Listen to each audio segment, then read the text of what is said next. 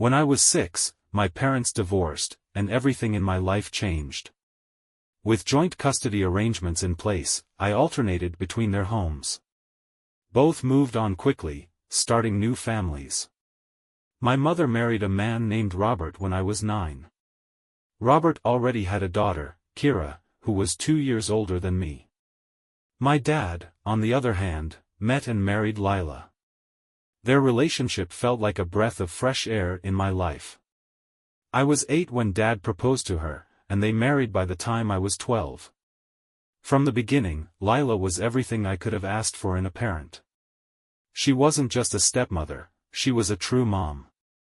She cared about me, showed interest in my life, and was always there to comfort me when I needed it. Whether it was helping with schoolwork, planning fun outings, or just being a listening ear, she became my safe haven. Over time, she became the person I turned to for guidance and support. I couldn't imagine life without her, and recently, we started talking about her adopting me officially when I turned 18. Shared custody with my biological mom complicated things, but it was something I wanted. Lyla felt like my real mother, and I wanted that reflected legally. On the flip side, my relationship with my biological mom was strained at best. The time I spent with her felt like an obligation rather than a genuine bond. She never seemed interested in getting to know me. Instead, her attention revolved entirely around Kira, her stepdaughter, who already had her own mother. Even when my mom tried to include me, the activities were always Kira-centric, things that she loved and I didn't. It didn't take long for me to feel like a background character in my own life whenever I was at her house. I started pulling away. I would decline my mother's invitations whenever I could and ask my dad if I could skip my visits. However, my dad, being the thoughtful and responsible man he is, explained the legal complications. He worried my mom might retaliate legally if I stopped coming. Though I hated going, I didn't want to put my dad in a difficult position, so I stuck to the schedule, visiting her even though I felt invisible in her home. Over the years, my resentment built up. My dad and Lyla became my true family, while my mother felt like a stranger. The contrast was stark. Lyla made an effort to understand me, and my dad always had my back, while my mother's house felt like a hotel I was forced to check into once a week. Kira's presence only exacerbated things. She was spoiled and always the center of attention, thanks to my mother's indulgence. There was no sisterly bond between us, just tension. Now, as I approached my 18th birthday, I felt a sense of relief. Turning 18 meant freedom. I'd no longer have to adhere to court-mandated custody arrangements. I could finally decide how much, or how little, contact I wanted with my mother. My birthday falling on one of my dad's days was a cherry on top. Dad, Lyla, and I began planning a small celebration, a gathering of close friends and family at my favorite pizza place. The restaurant had karaoke, something I loved, and it was the perfect way to mark a milestone. We sent out invitations to everyone, including my mom, though I wasn't enthusiastic about having her there. I figured extending an invitation was a polite gesture, and since this was my last, obligatory, year, it didn't matter much if she came or not. As the RSVPs rolled in, everyone responded quickly, except for my mom. Days went by, and we heard nothing from her. I told my dad not to push her for an answer. If she didn't want to come, that was fine with me. Honestly, it was better that way. While my dad didn't openly express it, I think he was relieved too. He'd always supported me in my feelings toward my mother, even if he never said it outright. Then came the phone call. It was out of the blue, and it flipped everything upside down. My mother was furious. She called me immature and selfish for planning my birthday without consulting her. This was laughable, given that she had a history of forgetting my birthday altogether. Her hypocrisy was astounding. I calmly reminded her that I'd always planned my birthdays with my dad and Lyla. That's when she dropped the bombshell. Kira had already planned an entire birthday celebration for me, and now, because of my invitation, Kira was in tears. I was stunned. Kira and I had no relationship to speak of, so why on earth would she plan a party for me? It made no sense. My mother offered no real explanation, so I pressed her. Did she seriously think I wouldn't have plans for my 18th birthday? She claimed the party was supposed to be a surprise and that she assumed I didn't want to do anything since I hadn't told her otherwise. The absurdity of her logic left me speechless. If she had any doubts, why not just ask me? What she said next sent me over the edge. Perhaps trying to guilt me, she began listing the details of the party Kira had planned. Everything revolved around Kira's interests, not mine. For instance, the lunch reservation was at a seafood restaurant. Even though I couldn't eat fish, it made me physically ill. She knew this. Then there was an afternoon at a horseback riding ranch. I don't dislike horses, but I'm terrified of riding them.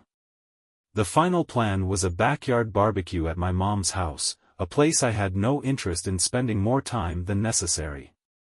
It was clear, this wasn't a party for me. It was a party for Kira, disguised as a celebration for my birthday. To make matters worse, my mother revealed that invitations had already been sent out. None of my friends, or even my dad and Lyla, had received one. The guest list was packed with Kira's friends, Robert's family, and my mother's side of the family. It was obvious Kira had commandeered my birthday to throw herself a party. I couldn't hold it in any longer. I laughed in my mother's face. The situation was too ridiculous to take seriously. She tried to scold me, but I hung up mid-rant. Not long after, my dad came to talk to me. My mom had called him to complain about my behavior, accusing me of being ungrateful. At first, my dad tried to suggest I should be understanding, but when I told him the details of Kira's party, his demeanor changed. He was livid. He stormed off, muttering about making a phone call. After my dad stormed off, I sat in my room trying to process everything. The sheer audacity of my mother and Kira left me oscillating between disbelief and anger. They hadn't just hijacked my birthday, they'd twisted it into a celebration entirely about Kira. To them, my milestone wasn't about me, it was just another opportunity for Kira to be the center of attention. A little while later, Lyla came into my room. She had heard about the situation from my dad, and while she didn't excuse my mother's behavior, she gently pointed out that my reaction, laughing and hanging up, might not have been the most mature way to handle things. Lyla always had a way of grounding me without making me feel judged. She wasn't angry, just a bit disappointed that I hadn't taken a more composed approach. I defended myself, telling her that laughing had been my instinctual response. The whole situation was so ridiculous that I genuinely couldn't believe it was real. I admitted that hanging up might not have been the best move, but I stood firm in my belief that my reaction was warranted. Lyla didn't disagree, she simply wanted me to reflect on how I could approach conflicts differently in the future. I appreciated her perspective, even if I wasn't ready to fully agree with it just yet. Later that evening, I overheard my dad's end of the phone call with my mother. His anger was palpable. He called her out for her blatant disregard for me and questioned how she could justify throwing a party that catered exclusively to Kira's interests. He pointed out that inviting none of my friends or loved ones was the clearest indication that this wasn't a celebration for me. My mom, of course, tried to defend herself. She claimed that Kira was just trying to share her interests with me as a sisterly gesture. She dismissed my aversion to fish as a minor quirk and argued that the restaurant she chose was the best in town. Hearing this, I couldn't help but scoff. I'd gotten sick from the smell of fish more times than I could count as a kid, and my mother knew this. Her excuses were weak, and my dad wasn't buying them. He didn't hold back, telling her flat out that the party was clearly for Kira and that her actions were selfish. When my mom switched tactics, calling me spoiled and ungrateful, my dad hung up on her. It was the first time I'd seen him truly lose his patience with her, and it felt like a validation of everything I'd been feeling for years. The next day, I decided to take Lyla's advice and write a letter to my mother. I wanted to express my feelings in a way that left no room for misinterpretation. In the letter, I apologized for laughing during our phone call but explained that her actions had been so absurd that I couldn't help myself. I laid everything out, how she'd never taken the time to get to know me, how she prioritized Kira at every turn, and how this so-called birthday party was just another example of her putting her stepdaughter above her own child. I told her she could go ahead and enjoy the party with her family and friends since it was clearly meant for them, not me. Finally, I rescinded her invitation to my pizza party and asked her not to contact me again. In the letter, I made it clear that I was done trying to be a part of her life. I told her that I was already happy with the family I had, my dad and Lyla. They had shown me what unconditional love and support looked like, and I didn't need anything from her. Writing those words felt like a weight being lifted off my chest. For the first time in years, I felt like I was taking control of my relationship with my mother, or rather, my decision to end it. She didn't respond to the letter, and I didn't expect her to. If she had, it likely would have been another tirade about how ungrateful I was. At that point, I didn't care anymore. My dad later told me that my mom had tried to explain herself again, claiming that the party was meant to be a surprise and that she had planned for Robert to pick me up on my birthday morning to take me to her house. This, of course, made no sense. Not only was it not her designated day, but there was no way I would have willingly gone to her house, leaving behind the people I actually wanted to celebrate with. Even my dad, who is usually level-headed, was baffled by her logic. He pointed out that if she truly cared about my feelings, she would have communicated with me instead of making assumptions. Her response was to accuse him of spoiling me and turning me against her. He ended the conversation by telling her that she had no one to blame but herself. As the days passed, I found myself reflecting on the whole situation. Robert, my mom's husband, came to mind. He'd always been polite and respectful to me, even if we weren't close.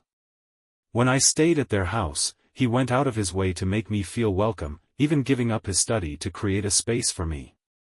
Unlike my mother and Kira, he seemed to genuinely care about my comfort, even if we didn't have a deep bond. I realized that he probably believed the party was for me and wasn't aware of the true dynamics. I couldn't fault him for any of this, he'd always done his best. Fortunately, I didn't have to worry about retrieving any belongings from my mother's house. Over the years, I'd learned not to leave anything important there.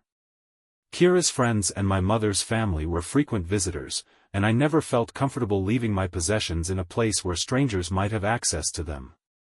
Everything I cared about was safely at my dad's house, where I truly felt at home. With my mother effectively out of the picture, I began to focus on the things that truly mattered, celebrating my upcoming milestone with the people I cared about. The pizza party plans were coming together perfectly.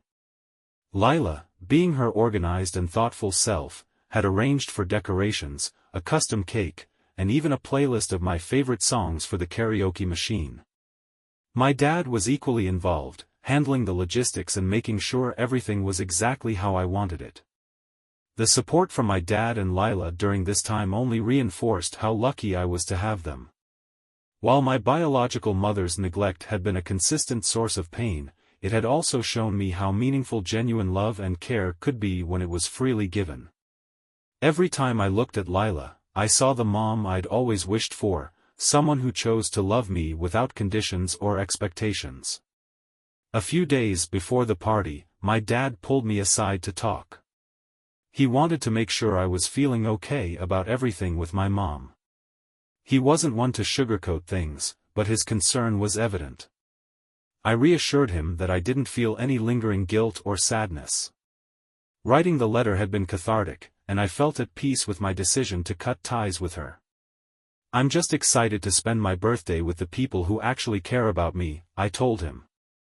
He smiled, gave me a hug, and told me how proud he was of the person I was becoming. Lyla, too, checked in with me, asking if I had any second thoughts or unresolved feelings about my mother. Not really, I admitted. I think the hardest part was realizing she never really tried to know me. But now that I've let go, I feel free. Lyla nodded, her eyes warm with understanding. I'm proud of you for standing up for yourself, she said. It takes strength to set boundaries, especially with family. On the day of the party, everything went off without a hitch. Friends and family arrived at the restaurant, filling the room with laughter and chatter. The decorations were perfect, the food was delicious, and the karaoke machine was a hit.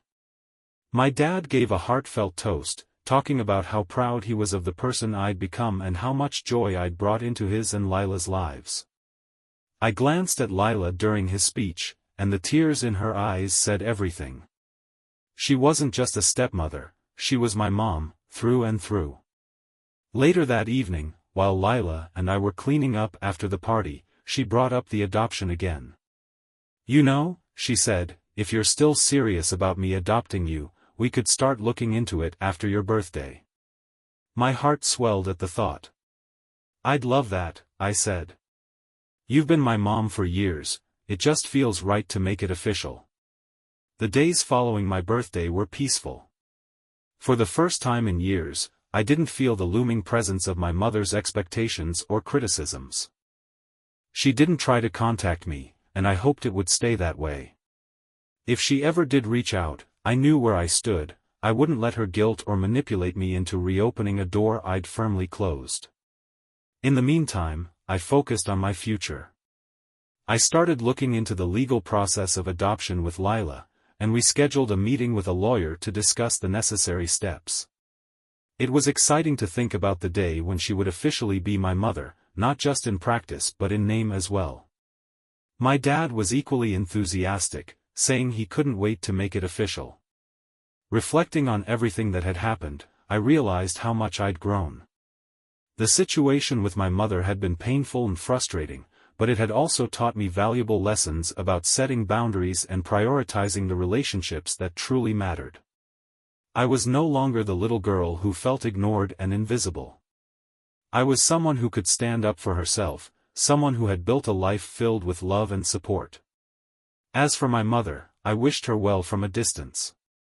If she ever chose to reflect on her actions and take responsibility, maybe there could be a path forward. But for now, I was content with the family I had, my dad, Lyla, and the friends and loved ones who celebrated my birthday with me. They were more than enough. To anyone reading this, know that it's okay to let go of relationships that hurt you, even if they're with family. It's not easy, and it might take time, but your happiness and well-being are worth it. Life is too short to spend it seeking validation from people who refuse to see your worth. As I move forward, I feel hopeful and excited about the future. My dad and Lyla continue to be my anchors, reminding me every day that love isn't about obligation, it's about choice. And they've chosen me, just as I've chosen them. For that, I'm endlessly grateful. Here's to new beginnings and the family we choose to cherish. Thank you for watching the video. Subscribe and turn on notifications to be the first to have radish and real stories with you. Have a great day.